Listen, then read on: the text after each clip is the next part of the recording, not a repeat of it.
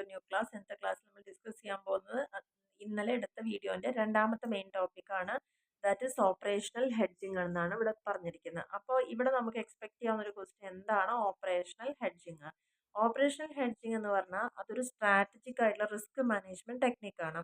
ഇത് നമ്മൾ അഡ്ജസ്റ്റ് ചെയ്യണം. ഒരു കമ്പനിയുടെ ഓപ്പറേഷണൽ ആക്ടിവിറ്റീനെ അഡ്ജസ്റ്റ് ചെയ്തുകൊണ്ട് എങ്ങനെയാണ് അതിനുണ്ടാവുന്ന ഫ്യൂച്ചറിലെ റിസ്കുകൾ കുറയ്ക്കാൻ പറ്റുക എന്നുള്ളതിനാണ് ഓപ്പറേഷണൽ ഹെഡ്ജിങ് എന്ന് പറയുന്നത്. This is often done to mitigate സാധാരണയായിട്ട് ഈ ഒരു മെത്തേഡ് യൂസ് ചെയ്യുന്നത് ഫോറിൻ എക്സ്ചേഞ്ച് റിസ്കിൽ വരുന്ന അതിനെയൊക്കെ മിറ്റിഗേറ്റ് ചെയ്യാനാണ്. കാരണം അതിനനുസരിച്ച് നമ്മൾ സോഴ്സ് ചെയ്യുക, പ്രൊഡക്ഷൻ നടത്തുക, സെയിൽസ് നടത്തുക, ഡിഫറെൻറ്റ് കറൻസീസിലായിരിക്കും നമ്മൾ ചെയ്യുക. മറ്റു പല രാജ്യങ്ങളുമായി ഇത്തരത്തിലുള്ള കാര്യങ്ങൾ ചെയ്യുമ്പോൾ അതുമൂലം നമുക്ക് ഒത്തിരി റിസ്കുകൾ ഉണ്ടാവും. അതിനെ എങ്ങനെയാണ് നമ്മൾ ഹെഡ്ജ് ചെയ്യേണ്ടത്. ഓപ്പറേഷണൽ ഹെഡ്ജിങ് പ്രധാനമായിട്ടും ഉപയോഗിക്കുന്ന മിറ്റിഗേറ്റ് കോർപ്പറേറ്റ് റിസ്കുകളെ കുറയ്ക്കുക. എങ്ങനെ? ഇൻക്രീസിങ് ഓപ്പറേഷണൽ ഫ്ലെക്സിബിലിറ്റി കൂട്ടിയിട്ടും ജോഗ്രഫിക്കലി അത് ഡൈവേഴ്സിഫൈ ചെയ്യാം. അതായത് ഒരു സ്ഥലത്ത് മാത്രം കോൺസെൻട്രേറ്റ് ചെയ്യാതെ പല പല ഭൂപ്രദേശങ്ങളിൽ അതിന് വ്യാപിപ്പിക്കുക. ഓപ്പറേഷണൽ ഹെഡ്ജിങ്ങിലൂടെ ഫ്ലെക്സിബിലിറ്റി ഉണ്ടായിരിക്കും. കാരണം നമ്മൾ ഒരു സ്ഥലത്ത് മാത്രം ഫോക്കസ് ചെയ്യാതെ ഒത്തിരി സ്ഥലങ്ങളിൽ നമ്മൾ ഇതിൻ്റെയൊക്കെ ഓപ്പറേഷൻസ് ഫിക്സ് ചെയ്തിട്ടുണ്ടെങ്കിൽ എവിടെ നിന്ന് വേണമെങ്കിലും എവിടേക്കും പെട്ടെന്ന് കാര്യങ്ങൾ എത്തിക്കാനും ചെയ്യാനൊക്കെ നമുക്ക് ഡിമാൻഡ് കൂടുന്നതും കുറയുന്നതിനനുസരിച്ചൊക്കെ എത്തിക്കാൻ പറ്റും. അൺസർട്ടനിറ്റീസ് ഒക്കെ ഒരു പരിധിവരെ നമുക്ക് അതിന് റെസ്പോണ്ട് ചെയ്യാൻ പറ്റുന്നതാണ് പറയുന്നത്.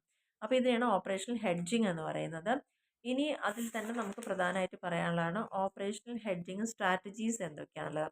ഇവിടെ പ്രധാനമായിട്ട് 4 സ്ട്രാറ്റജിയാണ് പറയുന്നത്. അതിൽ ഒന്നാമത്തെ സ്ട്രാറ്റജി എന്ന് പറയുന്നത് റിസർവ്സ് ആൻഡ് റിഡൻഡൻസി ആണ്. അതായത് a main risk mitigation strategy is to invest in reserves which are assets held in excess of expected requirements. ഇതിൽ പ്രധാനമായിട്ട് വരുന്ന റിസ്ക് കുറയ്ക്കാനുള്ള സ്ട്രാറ്റജി എന്ന് പറയുന്നത് കൂടുതലായിട്ട് നമ്മൾ റിസർവ് ചെയ്ത് വെക്കാൻ വേണ്ടിയിട്ട് നോക്കുക.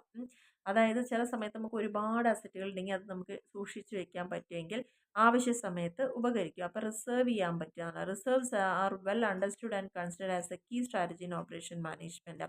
നമുക്കിപ്പോൾ standard inventory and queuing model directly specify how risk neutral decision makers should size safety capacity. നമ്മളൊരു തീരുമാനം എടുക്കുമ്പോൾ എപ്പോഴും ഇൻവെൻട്രി എത്ര വേണം, സ്റ്റോക്ക് ചെയ്യണം, എത്രയാണ് വർക്കിലേക്ക് വേണ്ടത്. അപ്പോൾ അതെല്ലാം നമ്മൾ നോക്കുന്ന സമയത്ത് നമുക്കത് കുറച്ച് ക്വാളിറ്റിയിൽ വില കുറഞ്ഞ് കിട്ടുമ്പോൾ കുറച്ച് അധികം എടുത്ത് വയ്ക്കാൻ പറ്റുമെങ്കിൽ അത് നല്ലൊരു കാര്യമാണ്.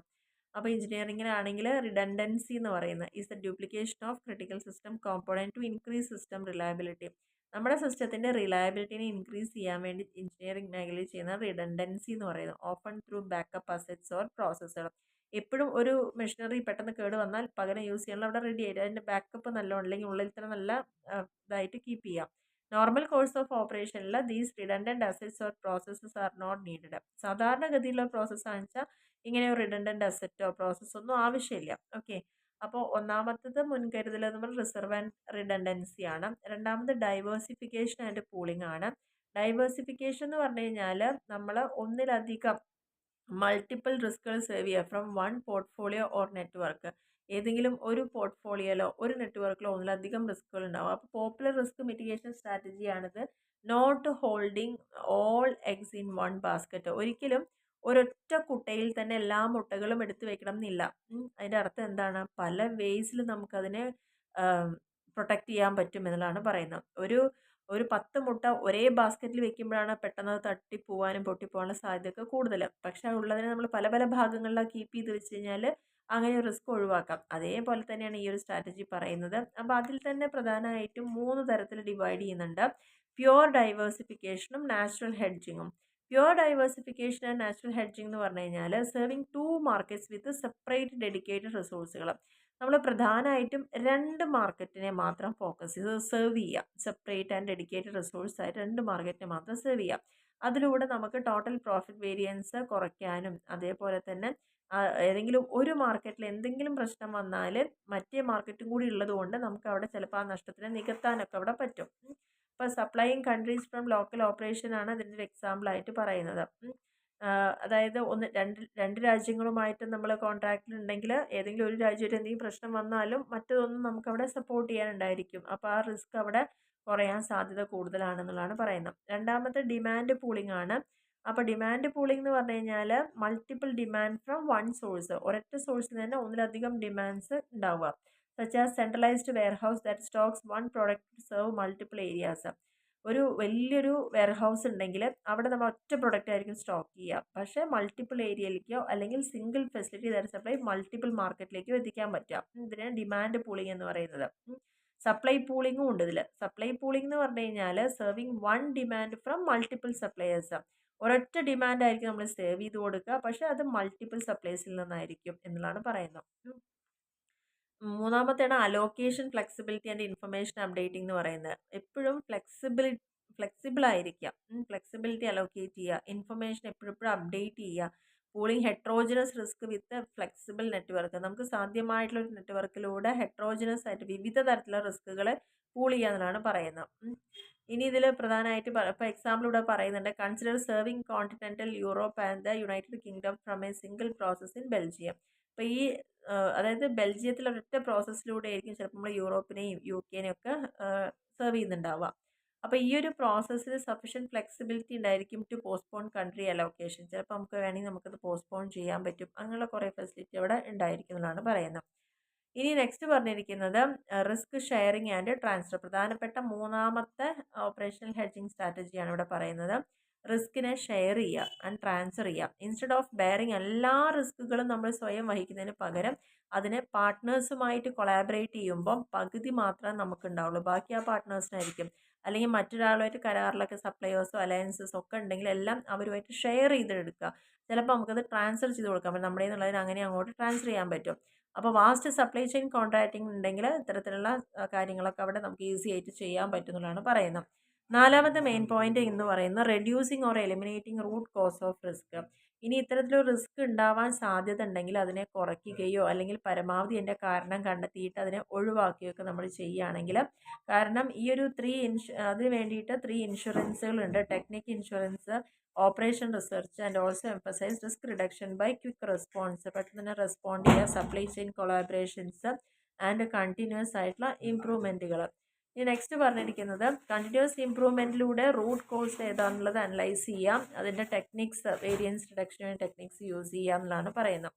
ആൻഡ് ഇത്രയാണ് ഇതിൽ പറഞ്ഞിരിക്കുന്ന ഓപ്പറേഷണൽ ഹെഡ്ജിങ് സ്ട്രാറ്റജീസ് എന്ന് പറയുന്നത്. അപ്പോൾ ഇതിൽ എന്താണ് ഓപ്പറേഷണൽ ഹെഡ്ജിങ്, അതേപോലെ തന്നെ അതിൻ്റെ സ്ട്രാറ്റജീസ് 4 എണ്ണം. ഇനി നെക്സ്റ്റ് പറയുന്നത് financial hedging of operational risk. ഇത്തരത്തിലുള്ള ഓപ്പറേഷണൽ റിസ്കിനെ സാമ്പത്തികപരമായിട്ട് എങ്ങനെ നമുക്ക് തടയാൻ വേണ്ടിയിട്ട് പറ്റുന്നതാണ് പറയുന്നത്. അതിൽ പ്രധാനമായിട്ട് വരുന്ന പോയിന്റുകളാണ് 3 പോയിന്റുകളാണ് ഹെഡ്ജ് ചെയ്യാൻ വേണ്ടിയിട്ട് യൂസ് ചെയ്യുന്നത്. ഒന്നാമത്തെ പോയിന്റ് എന്ന് പറയുന്നത് hedging demand risk with options. റിസ്കിനെ നമുക്ക് ഹെഡ്ജ് ചെയ്യണമെങ്കിൽ ഓപ്ഷൻസിലൂടെ ഹെഡ്ജ് ചെയ്യാം. Demand or discretionary items such as clothing, consumer electronics, home furnishings is often correlate. ഇത്തരത്തിൽ ഒരു എക്കണോമിക് ഇൻഡിക്കേറ്റേഴ്സോട് കൂടിയിട്ട് ഇത്തരത്തിലുള്ള കാര്യങ്ങൾ ഡീൽ ചെയ്യാമെന്നാണ് പറയുന്നത്. അപ്പോൾ ഇവിടെ ഒരു എക്സാമ്പിൾ പറയുന്നുണ്ട്, കൺസിഡർ, അതായത് correlation between sales and financial instruments can be exploited. നമ്മുടെ സെയിൽസും അതേപോലെ തന്നെ ഫിനാൻഷ്യൽ ഇൻസ്ട്രുമെൻ്റായിട്ട് ഒരു കോറിലേഷൻ അവിടെ കൊടുക്കുകയാണെങ്കിൽ ഒരു പരിധിവരെ റിസ്കിനെ മിറ്റിഗേറ്റ് ചെയ്യാം എന്നുള്ളതാണ് പറഞ്ഞിരിക്കുന്നത്. ഇപ്പോൾ ഇവിടെ എക്സാമ്പിൾ പറഞ്ഞിട്ടുണ്ട്, consider a retailer who must order inventory today but faces a lead time of 4 weeks. ഇന്നൊരു കാര്യത്തിന് വേണ്ടി ഒരു റീറ്റെയിലർ ഓർഡർ കൊടുത്തു കഴിഞ്ഞാൽ 4 ആഴ്ച വരയ്ക്കും അത് നീണ്ടു പോകാനുള്ള സാധ്യത ഉണ്ട്. Assume for simplicity that demand is perfectly correlated with S&P 500 index. അപ്പോൾ ഇതിനെ ആ ഒരു ഇൻഡെക്സുമായിട്ട് റിലേറ്റ് ചെയ്തിട്ടാണ് പറയുന്നത്. അപ്പോൾ ആവശ്യമുള്ളപ്പോൾ നമുക്ക് നേരത്തെ കൂട്ടിയിട്ട് അത് വില ഒത്തു വരുന്ന സമയത്ത് പറഞ്ഞു വയ്ക്കാനുള്ള ഒരു സിസ്റ്റമൊക്കെ അവിടെ ഉണ്ടാക്കിയെടുക്കുക. രണ്ടാമത് ഹെഡ്ജിങ് ഡിമാൻഡ് റിസ്ക് വിത്ത് വെതർ ഡെറിവേറ്റീവ്സ്. വെതർ ഡെറിവേറ്റീവുമായി ബന്ധപ്പെട്ടിട്ട് നമുക്ക് ഹെഡ്ജ് ചെയ്യാൻ പറ്റും. അതായത് ഡിമാൻഡ് എപ്പോഴും കോറിലേറ്റ് ചെയ്യുന്നത് അവിടുത്തെ കാലാവസ്ഥയായിട്ട് ബന്ധപ്പെട്ടിട്ടായിരിക്കും. ഡിമാൻഡ് റിസ്ക് അതിലൂടെ നമുക്ക് മിറ്റിഗേറ്റ് ചെയ്യാൻ പറ്റുക എന്നുള്ളതാണ് പറയുന്നത്. Financial weather derivatives. ഇപ്പോൾ Japanese insurance Mitsui Sumitomo sells derivative based on the snowfall in a particular location. അപ്പോൾ ഒരു ജാപ്പനീസിലുള്ള ഒരു സംഭവമാണത്.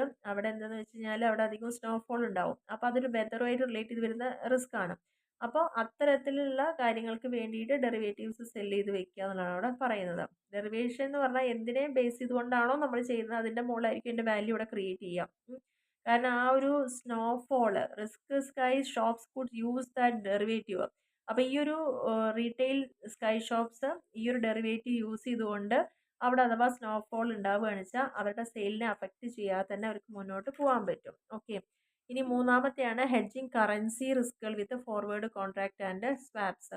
അതായത് ഗ്ലോബൽ ഫേംസ് എപ്പോഴും ഉണ്ടാവുന്ന പല രാജ്യങ്ങളുമായി നമ്മൾ കരാറിൽ ഏർപ്പെടുമ്പം അവിടുത്തെ കറൻസിയിൽ മാറ്റങ്ങൾ വരുമ്പോൾ നമ്മളെ നല്ല രീതിയിൽ അത് ബാധിക്കും. അപ്പോൾ അതിന് വേണ്ടിയിട്ട് കറൻസി ബേസ് ചെയ്ത് കറൻസി ഡെറിവേഷനാണ് എടുക്കുന്നത്. 2 popular risk mitigation strategies are natural ഹെഡ്ജിങ്ങും ഉണ്ട്, ഫിനാൻഷ്യൽ ഹെഡ്ജിങ്ങും ഉണ്ട്. ഫോറിൻ എക്സ്ചേഞ്ച് ഫോർവേഡ് മാർക്കറ്റിലൊക്കെയാണ്. We can buy and sell currency for future delivery. നമുക്ക് അതിന് വേണ്ടിയിട്ട് ഫ്യൂച്ചർ ഡെലിവറി ചെയ്തതിന് വേണ്ടി കറൻസീസ് വാങ്ങി വയ്ക്കാനും വിൽക്കാനും ഒക്കെ പറ്റുന്നുള്ളതാണ് പറയുന്നത്. അങ്ങനെ 3 തരത്തിലാണ് പ്രധാനമായിട്ടും ഫിനാൻഷ്യൽ ഹെഡ്ജിങ് വരുന്നത്. അപ്പോൾ ഇന്നത്തെ ഈ ഒരു ടോപ്പിക്കിൽ പ്രധാനമായിട്ട് ഡിസ്കസ് ചെയ്ത കാര്യങ്ങൾ ഓപ്പറേഷണൽ ഹെഡ്ജിങ് എന്താണ്, അതേപോലെ തന്നെ അതിൻ്റെ സ്ട്രാറ്റജീസ്, അതിന് വേണ്ടിയിട്ട് 4 പ്രധാനപ്പെട്ട സ്ട്രാറ്റജി യൂസ് ചെയ്യുന്നുണ്ട്. പിന്നെ ഫിനാൻഷ്യൽ ഹെഡ്ജിങ്ങിൽ യൂസ് ചെയ്യുന്ന 3 മെത്തേഡുകളെ കുറിച്ചാണ് ഇവിടെ പറഞ്ഞിരിക്കുന്നത്. Okay, thank you.